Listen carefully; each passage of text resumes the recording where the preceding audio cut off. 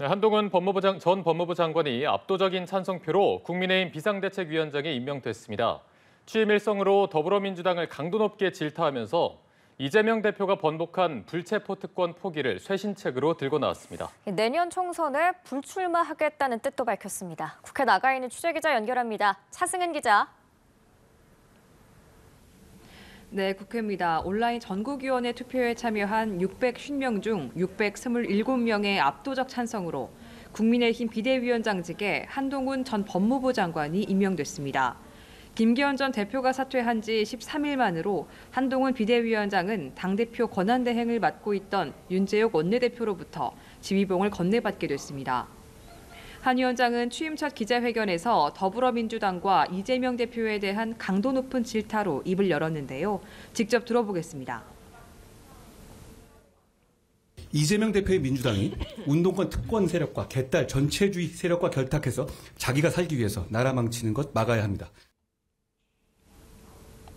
이어 이재명 대표는 민주당과는 달라야 한다며 당 쇄신을 위해 국회의원 불체포 특권을 포기한 사람만 공천하겠다고 강조했는데요. 특권 포기 약속을 어기면 즉시 출당하겠다는 강력 조치도 예고했습니다.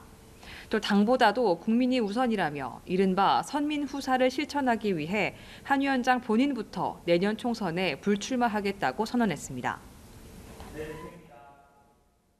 저는 지역구에 출마하지 않겠습니다. 비례로도 출마하지 않겠습니다. 한 위원장은 숨고를 새도 없이 당장 내일부터 정치시험대에 오르게 됐는데요. 내일 탈당 후 신당 창당을 예고한 이준석 전 국민의힘 대표에 대해 어떻게 대응할지 관심이 주목됩니다. 네, 한동훈 비대위원장이 넘어야 할 산이 또 있죠. 김건희 여사 주가 조작 의혹 특검 법안이 포함된 쌍특검 법안인데요. 야당이 모레 처리를 예고했지만 여야 간 입장차 여전히 좁혀지지 않고 있다고요. 그렇습니다. 국민의힘은 김건희 여사 주가 조작 의혹 특검 법안과 대장동 50억 클럽 특검 법안, 이른바 쌍특검 법안에 대해 처음부터 총선용으로 기획된 국민 주권 교란용 악법이라고 강하게 비판했습니다.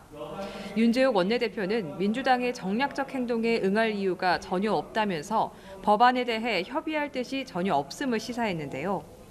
한동훈 신임 비대위원장도 특검 법안에 대한 기자들의 질문에 총선을 위한 악법이라는 입장을 갖고 있다고 기존의 입장을 재확인했습니다. 정부와 대통령실, 국민의힘은 어제 긴급협의회를 열고 김건희 특검 법안에 대해 수용 불가로 입장을 정리한 것으로 알려졌습니다.